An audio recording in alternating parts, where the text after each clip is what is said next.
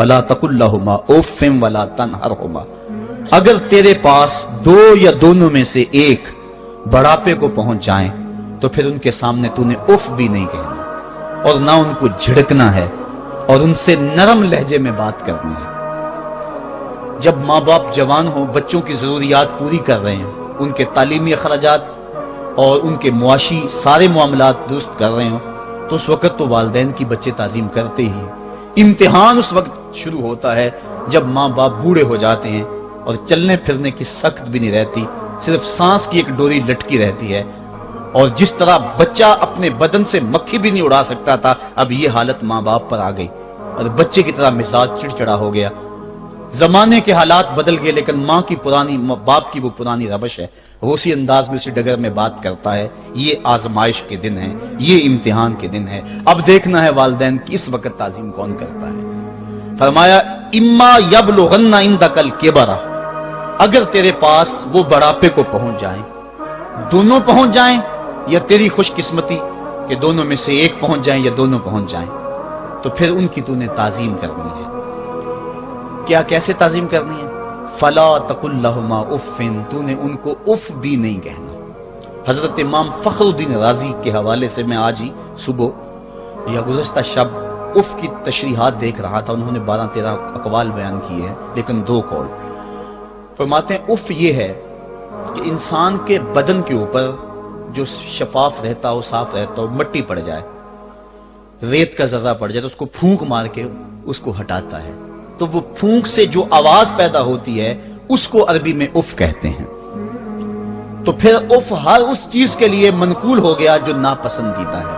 ایک تو قول یہ ہے کہ والدین کے سامنے اس احتیاط سے رہو۔ دوسری بات آپ فرماتے ہیں اف کا مفہوم یہ ہے کہ جب ماں باپ بوڑھے ہو جائیں تو بول و براز چارپائی پہ نکل جاتا ہے اور انسان ان کو اٹھا کے ان کی خدمت کرتا ہے، صفائی کرتا ہے، کپڑے بدلتا ہے۔ انسان کی طبیعت میں جو فطری نفاست ہے اس کے تحت اس کو ماں باپ سے جو مکروہ اور ناپسندیدہ بو آتی ہے اس سے وہ بچنا چاہتا ہے۔ وہ نفرت ماں باپ سے نہیں ہوتی، وہ نفرت اس بدبو سے ہوتی ہے جو ماں باپ کے بدن سے یا چارپائی سے یا کپڑوں سے اٹھ رہی ہے۔ تو بندہ اپنے جو ہے وہ ناک پہ کپڑا رکھ لیتا ہے اس بدبو سے بچنے کے لیے۔ تو اف کے مفہوم کو بیان کرتے ہوئے حضرت امام رازی کہتے ہیں کہ انسان کو اس بات سے بھی روکا گیا ہے کہ تو اپنے ناک پہ کپڑا رکھ کے اگر ان کو صفائی کر رہا ہوگا تو ماں باپ کے نازک دل پہ کہیں یہ بوجھ نہ آ جائے کہ میرا بیٹا مجھ سے نفرت کر رہا ہے۔ اس لیے والدین کی تعظیم کا عالم یہ ہے کہ تو کھلے ناک سے ان کی خدمت کرے اور وہ بدبو سہتا رہے، اور اپنے ناک کے اوپر کپڑا بھی نہ رکھے کہ تیرے ماں اور تیرے باپ کے دل کے اندر اتنا خلال اور ملال بھی پیدا نہ ہو۔ یہ ہے اف کا زمرہ۔ حضرت امام حسن رضی اللہ تعالیٰ عنہ نے ساری زندگی اپنی والدہ حضرت فاطمہ الزہرا کے ساتھ بیٹھ کے کھانا نہیں کھایا تھا۔ ایک دن حضرت سیدہ فاطمہ نے فرمایا کہ بیٹا میرا جی چاہتا ہے کہ میرے ساتھ تم بیٹھ کے کھانا کھاؤ، لیکن تم نے کبھی بھی میرے ساتھ بیٹھ کے کھانا نہیں کھایا، کیا وجہ ہے اس کی؟ تو حضرت امام حسن فرمانے لگے، عرض کرنے لگے امی میں اس ڈر سے آپ کے پاس بیٹھ کے کھانا نہیں کھاتا کہ کہیں کسی لقمے کی طرف آپ کی نظر بڑھ جائے اور میں عدم آگہی کی وجہ سے اپنے ہاتھ کو اس لقمے پہ ڈال لوں اور نہ جان سکوں کہ اس لقمے کو اٹھانے کا ارادہ میری ماں کے دل میں پیدا ہو چکا ہے اور میں اللہ کی رحمتوں سے محروم ہو جاؤں، اس ڈر سے میں آپ کے ساتھ بیٹھ کے کھانا نہیں کھایا کرتا۔ یعنی ماں باپ کی تعظیم کا عالم یہ ہے، اف تک نہ کہو۔ حضرت سعید بن المسیب رضی اللہ تعالی عنہ جلیل القدر تابعی ہیں، وہ فرماتے ہیں کہ والدین کے سامنے بیٹے کی حالت کیا ہونی چاہیے۔ وہ فرماتے ہیں جس طرح بھاگا ہوا غلام پکڑا جائے اور اس کو پکڑ کے جو ہے وہ آقا کے سامنے پیش کر دیا جائے، تو اس بھاگے ہوئے غلام کو پکڑ کے جب آقا کے سامنے پیش کر دیا جائے تو جو حالت اس غلام کی ہوتی ہے، بیٹے کی حالت یہ ماں باپ کے سامنے ہونی چاہیے۔ اب ان بیٹوں کو سوچنا چاہیے جو اپنے ماں باپ کو دقیانوسی کا تانا دیتے ہیں اور سمجھتے ہیں یہ اولڈ فیشن ہے، انہیں کیا پتا زمانہ کہاں چلا گیا ہے، اور ان کے فیصلوں کو مسترد کرتے ہیں۔ علماء نے اس بات کو تفصیل کے ساتھ بیان کیا ہے کہ شریعت کے جو قطعی ضابطے ہیں ان ضابطوں اور ان قوانین کو اور ان معاملات میں تو والدین کی فرما برداری نہیں ہوگی اللہ کی اگر معصیت ہوتی ہو، لیکن جو معاملے شک والے ہیں وہاں ماں باپ کے قول کو ترجیح دی جائے۔ تو فرمایا ان کے سامنے اف بھی نہیں کہنی، وَقُلْ لَهُمَا قَوْلًا كَرِيمًا، اور ان سے نرم لہجے میں بات کرنی ہے۔ وَاخْفِضْ لَهُمَا جَنَاحَ الذُّلِّ مِنَ الرَّحْمَةِ، اور ان سے بات اور ان کے لیے اپنے بازو بچھا لینے ہیں نرم دلی کی وجہ سے، نرمی کی وجہ سے۔ جب جانور زمین کی طرف رخ کرتا ہے، اوپر سے نیچے کی طرف آتا ہے تو اپنے پروں کو سکیڑ لیتا ہے، تو اس کے لیے یہ لفظ بولے جاتے ہیں وَاخْفِضْ لَهُمَا جَنَاحَ۔ تو اللہ تعالیٰ فرمایا جس طرح وہ جانور عجز سے اپنے بازو سکیڑ لیتا ہے اور پھیلاتا نہیں ہے، والدین کے سامنے تیری اکڑ، تیرا عہدہ، تیرا منصب، تیری شانیں، تو بڑا اونچا ہے، لوگ تجھے سلوٹ کرتے ہیں، تیرے ہاتھ چومتے ہیں، تجھے سلام کرتے ہیں، اونچی کرسیوں پہ تو بیٹھتا ہے، لیکن وہ سب وہاں چھوڑ دے اور ماں کے قدموں میں عاجز بن کے بیٹھ جا، باپ کے قدموں میں عاجز بن کے بیٹھ جا، وہاں اپنی اس کسی چیز کا لحاظ رکھ، پرندہ اوپر کوڑے تو پر کھولے، لیکن جب نیچے آئے تو پروں کو سمیٹ لے، تیرا عہدہ، تیرا منصب باہر رہے، جب ماں باپ کے پاس آئے اس وقت تو مؤدب غلام کی صورت میں اپنے والدین کے سامنے کھڑا۔ وَقُلْ رَبِّ ارْحَمْهُمَا كَمَا رَبَّيَانِي صَغِيرًا، اور اگلا حق یہ بیان فرمایا کہ اللہ کی بارگاہ میں عرض کر رہا ہے اللہ میری ماں پر بھی اور میرے باپ پر بھی رحم فرما دے، جس طرح میں چھوٹا تھا اور میرے اوپر انہوں نے رحم فرمایا۔ انسان ماں باپ کے حق دے ہی نہیں سکتا، حضور نے ارشاد فرمایا کہ انسان ماں باپ کے حق نہیں ادا کر سکتا الا یہ کہ ان کو غلام پائے اور خرید کر آزاد کر دے، اس کے علاوہ کوئی صورت ایسی نہیں ہے۔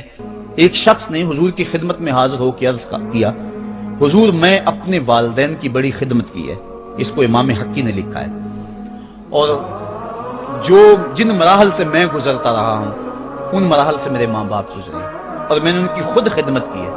آج بیٹے بیویوں پہ کام چھوڑ دیتے ہیں کہ بیوی خدمت کرے گی۔ احسان دانش کہتا ہے کہ میں نے اپنی بیوی کو ہاتھ نہیں لگانے دیا، میں نے کہا میرے ماں باپ ہے، یہ خدمت اور کوئی حاصل کیوں کرے، یہ تو میں حاصل کروں گا۔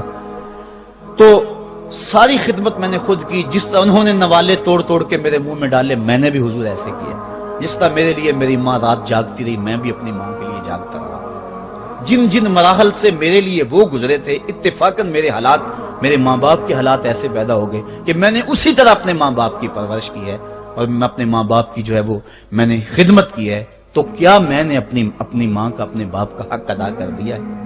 تو حضور نے ارشاد فرمایا تو نے ایسے ہی خدمت کی ہوگی، لیکن جب تیری خدمت تیری ماں کرتی تھی تو ساتھ ساتھ تیری زندگی کی دعائیں مانگتی تھی، اور جب باپ بوڑھا ہو گیا تھا، ماں بوڑھی ہو گئی تھی، آزاد شل ہو گئے تھے، فالج میں مبتلا تھے، تو ان کے لیے زندگی کی دعائیں تو نہیں مانگتا تھا، تو یہ کہتا تھا اللہ انہیں پردہ دے دے۔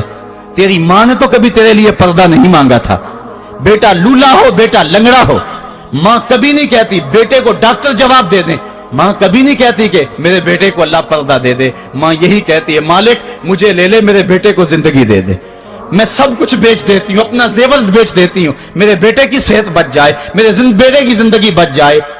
ماں کی موجودگی میں کوئی کہہ بھی نہیں سکتا، باپ کے لیے تو کہہ دے، ماں کے لیے تو کہہ دے بڑی تکلیف ہے تیرے باپ کو، بڑی تکلیف ہے تیری ماں کو، اللہ کرے اب پردہ ہی عطا کر دے۔ خود نہیں کہتا تو کسی سے یہ سن سکتا ہے بندہ، لیکن ماں سن سکتی ہے کوئی کہے اللہ تیرے بیٹے کو پردہ دے دے؟ تو فرمایا جب وہ تیری خدمت کرتے تھے تو وہ تیری زندگی کی دعائیں مانگتے تھے، اور جب تو خدمت کرتا تھا تیرے دل میں ان کے پردے کی آرزو تھی۔ فرمایا تو جتنی مرضی خدمت کی ہے، ماں کی خدمت کا بدل کیسے ہو سکتا ہے؟ تو ماں باپ کی خدمت انسان کر ہی نہیں سکتا، تو پھر کیا کرے؟ عرض کرے اللہ میں تو خدمت نہیں کر سکتا، تو ان کے اوپر رحم فرما دے۔ ماں باپ کے لیے دعا کرے، علماء نے یہاں بیان فرمایا ماں کافر ہو تو پھر بھی دعا کرے، باپ کافر ہو تو پھر بھی دعا کرے، مومن ہو تو پھر بھی دعا کرے، گناہگار ہو پھر بھی دعا کرے، نیکوکار ہو پھر بھی دعا کرے، دعا نہ چھوڑے۔ حضرت ابو ہریرہ رضی اللہ تعالیٰ عنہ فرماتے ہیں میری ماں کافرہ تھی اور میں حضور کا غلام، اور ماں ہر وقت اپنی دھن میں اور میں اپنی دھن میں ہوں۔ حضرت ابو ہریرہ کے بھائی کوئی نہیں ہے، باپ فوت ہو گئے ہیں، بہن کوئی نہیں ہے، ابھی شادی بھی نہیں ہوئی، دنیا پہ رشتہ ہی کوئی نہیں سوائے ماں کے، گھر آتے ہیں تو ماں سے بات کرنی ہوتی ہے، جو سن کے آتے ہیں ماں سے وہ دکھ کھولنا ہوتا ہے، بات کرنی ہوتی ہے، حضور کی باتیں سنانی ہوتی ہیں، لیکن ماں ہے اتفاق سے کافرہ ہے، حضور کی بات وہ سننا گوارا نہیں کرتی۔ حضرت ابو ہریرہ کو اور بات آتی کوئی نہیں، وہ تو کرتے ہی حضور کی باتیں۔ ایک دن حضور کی بات چھیڑی، ماں کی زبان سے کوئی جملہ ایسا نکلا جو سخت تھا، گوارا نہ ہو، چھوڑ دیا گھر کو۔ ماں تیری عظمت کو سلام، لیکن رسول اللہ کے مقابلے میں تیری کوئی شان نہیں ہے۔ گھر سے نکلے، لیکن نکلے تو پاؤں ڈگمگا رہے تھے کہ دنیا پہ ایک ہی رشتہ تھا، وہ بھی جاتا رہا۔ چند قدم چلے تو دل میں خیال آیا، سارے دکھوں کا جو مداوع کرتا ہے، مس آقا کی بارگاہ میں یہ دکھڑا کیوں نہ بیان کر دو۔ دریائے رحمت جوش میں تھا، وہ دلوں کی حالتیں بوجھ لینے والے آقا نے پوچھا، ابو ہریرہ کیا ہے؟ عرض کی، حضور میری ماں کی ہدایت کے لیے دعا کر دو۔ یہ کہا اور پھوٹ پھوٹ کے رونے لگے۔ حضور نے فوراً ہاتھ اٹھا دیے اور مسلم کے لفظ ہیں، اللہم اہد ام ابی ہریرہ، اے اللہ ابو ہریرہ کی ماں کو ہدایت عطا کر دے۔ بس یہ بات سنی حضرت ابو ہریرہ کا چہرہ کھل اٹھا، اپنے گھر کو دوڑ لگا دی۔ کوئی رستے میں ملا، کہا ابو ہریرہ اتنی تیز تو تم کبھی نہیں دوڑتے تھے، آج کیا ہوا؟ اتنی تیز تیز کیوں دوڑ رہے ہو؟ کہا آج ہی تو دیکھنا چاہتا ہوں کہ گھر پہلے میں پہنچتا ہوں یا میرے آقا کی دعا پہلے پہنچتی ہے۔ حضرت ابو ہریرہ فرماتے ہیں جب میں گھر پہنچا تو دروازہ بند تھا، میں نے دستک دی، اندر سے آواز آئی، بیٹا ٹھہرو میں آتی ہوں۔ کہا اس لہجے کو جان گیا، اس میں محمد کی بولی بول رہی ہے۔ کہا تھوڑی دیر کے بعد میری ماں آئی، تازہ غسل کی وجہ سے اس کے بالوں سے پانی کے قطرے ٹپک رہے تھے، اور میری ماں زنجیر کھول رہی تھی، اس کے لبوں پہ شہادت کا کلمہ جاری تھا۔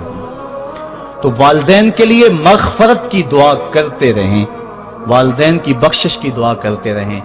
والدین جب دنیا پہ ہوتے ہیں تو اللہ کی رحمت کا گھنا سایہ ہوتے ہیں، لیکن جب دنیا سے چلے جاتے ہیں ان کی قبر سے بھی فیض ملتا ہے۔